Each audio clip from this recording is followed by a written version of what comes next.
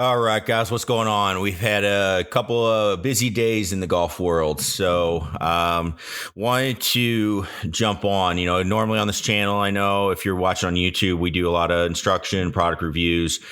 But if you're listening to this on the podcast, you know that I talk a lot about growing the game and all that. That's what I do and why I do what I do, right? As a PGA professional and a coach and all that, I want to see more people in the game. So stuff like this does affect that. Crazy stuff going on. I'm not going to give you a full rundown if you're not familiar with what's going on. I would highly recommend, you can search Twitter and all that, but No Laying Up did a great job of actually breaking this down. I think, they didn't come out right away and kind of put information out. They went and searched it out, it seems like. But quick recap for those that maybe don't know what's going on. The PGA Tour and the PIF, which is the Public Investment Fund of Saudi Arabia, they have essentially partnered together. Now, I know it was reported that LIV and PGA Tour are merging. That doesn't seem what is actually happening. And actually, this, I think, seems like a bad deal for LIV in the long run.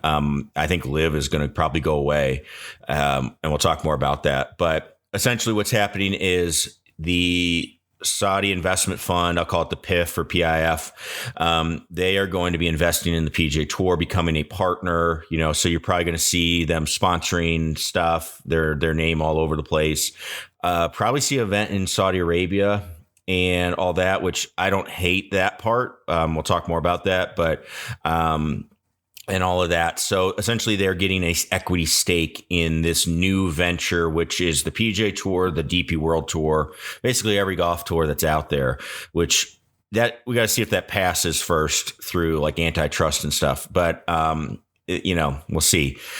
But anyway, that's essentially what's happened. All right. Now, there will be a process for people that went to LIV to be able to come back. They will be continuing the LIV season, and then they will be reevaluating or empirically and analyzing the LIV Tour. So to me, what it sounds like is it's going to go away. They're going to look at it and say, hey, this doesn't make sense as a business. And it really doesn't in its current form. Where they were talking about it going, that might be interesting with like teams and stuff like that. It was kind of a far out there concept, but it had maybe some possibilities if it had some money coming behind it. But again, it really, you start looking at this now and you realize the point of this all was never to have LIV be a thing. And so let's start with, again, that's the really 30,000. That's probably the 100,000 foot summary there of what's going on. But let's talk a little bit about how I feel about it. My thoughts. I've had some people ask and all that. And, I wanted to think about it first because I wanted to make sure I get all the information, because I was somebody, I've actually been kind of a supporter of the fact that LIV should be able to exist, right? I think in golf, I like seeing new things. I think golf needs to keep evolving, and we can't be stuck like, oh, hey, let's play it the exact same way in the 1830s or 1860s, whenever. Golf has to evolve just like baseball did this year, right? Like they did a great job of pitch clocks, more, bigger bases, more stealing, more hits because of shifting, all of that, right? Like to me, I've been watching a ton of baseball this year because the games only take like two hours and like 20 minutes. It's like great. So I don't have to stay up all night and it's not super slow. So I think there's merit that like things need to be changing. We need to look at that. And I think golf needs to adopt that. Like we can't keep having like 5-6 hour rounds. People aren't going to watch all day and, all of that stuff. It's just, we have to adapt. And I think there's some things that we can do. So having LIV around to me was a good idea in terms of let's try new things. Let's see how they go. And you know what? I never really understood why PGA Tour players, I get it a little bit in the terms of like, hey, you can't go play this tour and that tour. But from like a sponsor's point of view, maybe like, all right, hey, I don't want you playing here and, messing with these sponsors, but then coming for, but players kind of did that anyway because they just wouldn't play. Right. And it just never kind of made sense that you could control them as independent contractors. So that part I was always like, all right, I don't like that. I think that was a bad idea. And it's kind of showing that it was as we go through this further. But I wanted to see something different come about. Well, yesterday was actually a really sad day for that, because it turns out nothing different is going to come about as far as growing the game. We're going to have the exact same game, and we're hoping that it's good enough where people will want to play, people will grow and all of that. And all of these new ideas are basically just going to go away, and all that, and the worst part is, now if there's this whole morality of the money thing, right? And I had mentioned this before too. For me, I never really thought of that part as an issue because both sides were doing it. PGA Tour is just doing it through a intermediary, whether it's, hey, we're going to take a sponsorship with this company, even though they do a ton of business in certain areas that have different moral standards, and I would say very bad moral standards to what I would say. But so it's like, all right, we're going to bash this because of the money and where it comes from, but then not this, because we do it and we do it this way, we just added a person in the middle. Like that it didn't make sense to me, right? So it never was like the morality part that way. It was like, all right, hey, there's money being thrown around. If I'm a player, I would probably want to go get it because at least I'm taking it and I can do good with it. Whereas now this money is actually getting invested. It's actually going to grow. So if you're worried about the morality of the money, that fund with where that morality goes from is going to grow. That it's now at like 650 billion. It will be $1 trillion after this. Like it's going to get more. The people that we don't want to have the money are going to get more of it. So that's something there too. But again, not the main deal for me as we go. For me, it's, there's a chance for the game to grow. There was a chance for things to happen that make this game more interesting, more fun, cooler, appeal to a younger generation, which is what we need. And, the PGA Tour essentially just came in and said, no. This is like 3-4 years ago. They said, no, we don't want anything different. We're the PGA Tour. We're the big boys. Nobody can touch us. And they had this very arrogant, standoffish attitude about that. And so then that was when the PIF actually came to the PGA Tour then and wanted to get in. And they could have said, you know what, hey, we'll listen. We have some issues with you. They could have started a conversation with them about all of this. Like, even if you have a morality issue, you could have started the conversation, and they've shown that never mattered. That never, ever mattered because of what they did today, right? Like they showed that it does not matter where the money comes from. It's all about what we think. We're the big dog and we don't need to listen to you. That's essentially what it was. And so because of that, we're now in a very weird spot, and the tour is in a weird spot that I am actually kind of scared of where that can go. Like when you had LIV, at least you still had the PGA Tour, right? Like if LIV's not good, PGA Tour, you're strong, you're still fine, you're still going to exist. Yeah, we're missing a couple of players, but honestly, it still was a great product, and you still had good things going on. We have Victor Hovland winning this last weekend, all that. Like it was a great tournament. Now you don't have LIV, and you've taken the main investor, and they are now an equity stakeholder. And what they did was they played Jay Monahan. They played that arrogant attitude that he had to a T. And then there's Jimmy Dunn, who I don't like a guy like that having so much power to negotiate behind like the player's back of a member organization. He started this talks and said, yeah, this is something we should do and all that. That seems weird, but they basically, the LIV tour got started. The PIF started the LIV tour to eventually get to this. They brought on Greg Norman. Greg Norman's been wanting to do this tour. So then they went to Greg Norman. They basically used the idea that he wanted to create a tour against him. And they said, all right, we'll do it. We'll fund it. And so he started it. He got it going, got all this stuff going. He was all in on it. And because he didn't hear about this until right before they announced it. So he had no idea this is happening. None of the executives over there know what's going on. And so this is essentially the PIF just basically screwing the LIV people. Hey, we did this. We trust you to do it. And they trusted them for their money. Probably a bad decision. Wouldn't probably trust them. I don't know why the PGA Tour is trusting them now. Well, I kind of do because they got backed in a corner. But Jay put himself in a spot where they are now doing business with people that do business like that.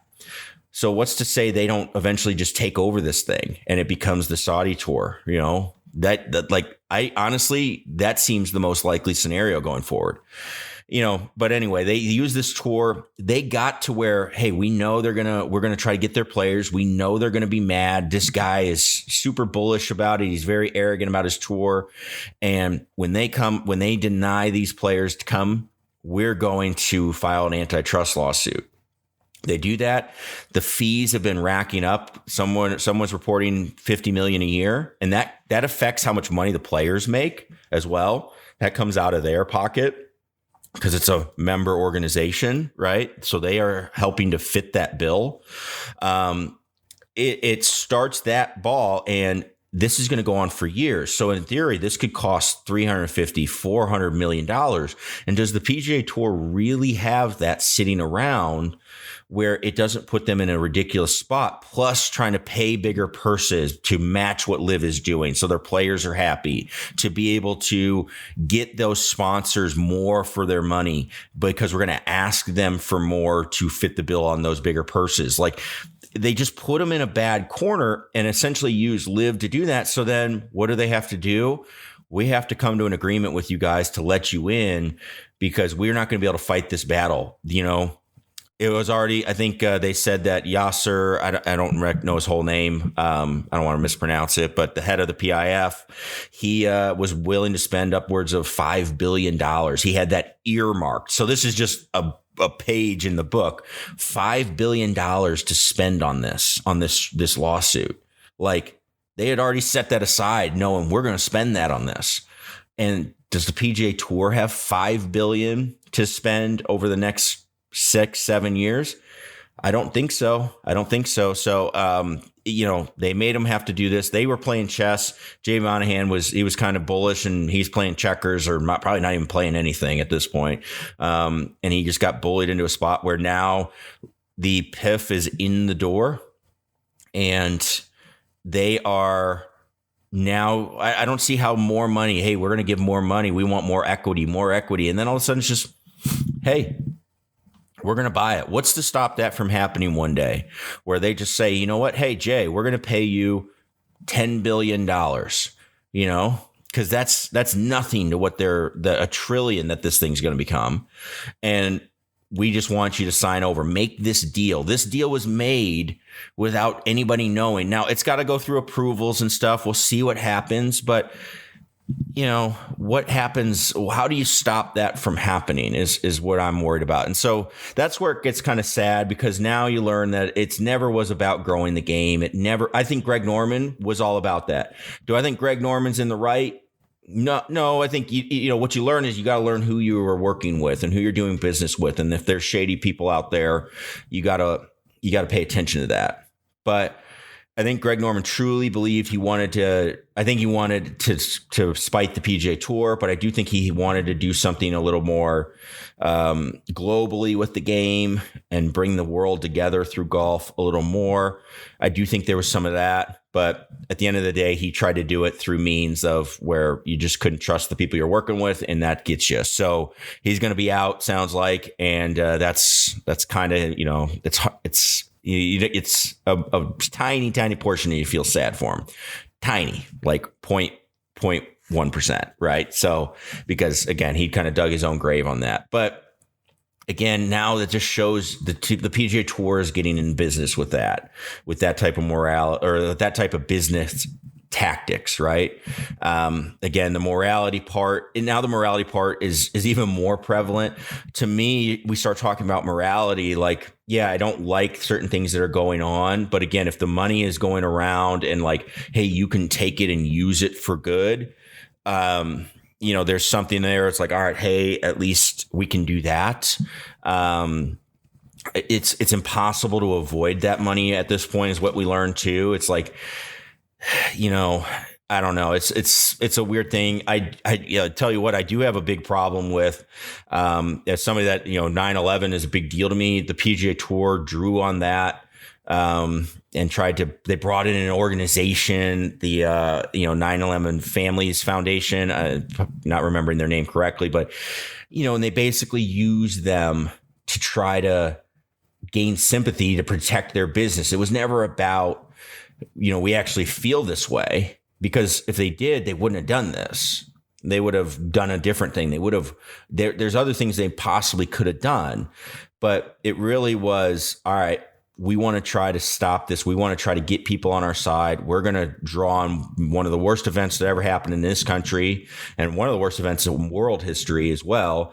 We're going to try to, save our face, basically. And we don't actually mean it, but we're going to draw on that, which is odd because of Jimmy Dunn and his story, and who's the guy that brokered this deal. If you're not familiar with Jimmy Dunn, he brokered the deal. He's just a financial guy. So I'd look his story up. But, I guess if he's okay with it, we all, I guess it's hard not to say we all, I don't know. I guess I still think it's kind of odd that that's what the path they tried to do, and then they're going back on it. That's just not a good look. So what happens now? Honestly, I don't know. I think it's going to kind of look the same as it always has, just more money, different money behind it, which is kind of bad, I think, because I like the idea of change and growing the game. But I also wanted, I wanted there to be, I like seeing players stand up what they believe in. I like people doing what they think's right. I think they should allow people to, if other people want to go try another thing, that's fine.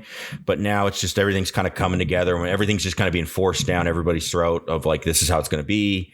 And so honestly, if I was Tiger, if I was Rory, I'd be talking right now. I'd be talking to Fowler. I'd be talking to, Spieth, JT. I'd be talking to all those guys. I'd talk the whole tour. I'd say, why don't we just go start a tour? That's honestly what I would do if I was them. They could go through, and if it's truly not about the money, they could go through, and all of those guys don't need the money, right? They're playing for trophies. They're all very well off. They could go through and start a tour of like 40 guys, right? And I think they could get enough interest because people actually want to watch them play. And if they played like some sort of series. Now, Tiger's already doing this with his Tomorrow Golf League, which I think's awesome. Kudos to Tiger. I'm excited to see that. It's like simulator golf in a stadium. That's so cool. Kudos to him for thinking outside the box and doing something different. But start a league and start a new tour and go to all the players, because there's going to be players that can't do this, and they got to say, yeah, we get it. But when the time comes, we want you to come along. Will you come? Don't play for any money. Just play for trophies. Play for winning. Play see who's going to win. And you can get sponsors to help fit the bills for like TV, fit the bills for, you want a course, you want crowds, stuff like that, all that stuff. But maybe you can't do purses just yet. But then as it grows, as people realize, hey, people watch this, people care about a Rory versus JT matchup, and it's not about the money. It's just we want to see who wins.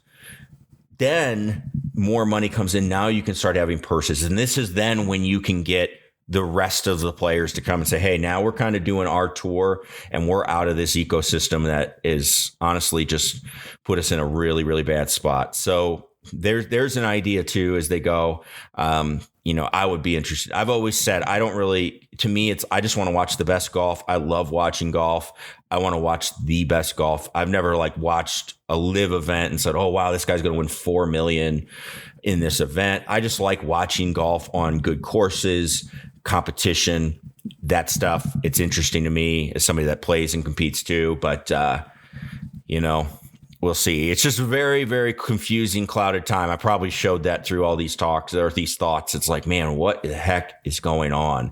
You thought this was about grow the game. It turns out it's not. It's about let's just make as much money. Let's get in there and try to make as much money and, basically take over the game of golf. And we got people at the top of the PGA Tour right now. I've never liked Monahan. He needs to go 100%. If he doesn't go, Tiger, Rory, start your own tour. But he's at the top now, and I've never liked him. I never thought he was about growing it. He overtook what Fincham did. Fincham really did grow the PGA Tour with the help of Tiger, obviously.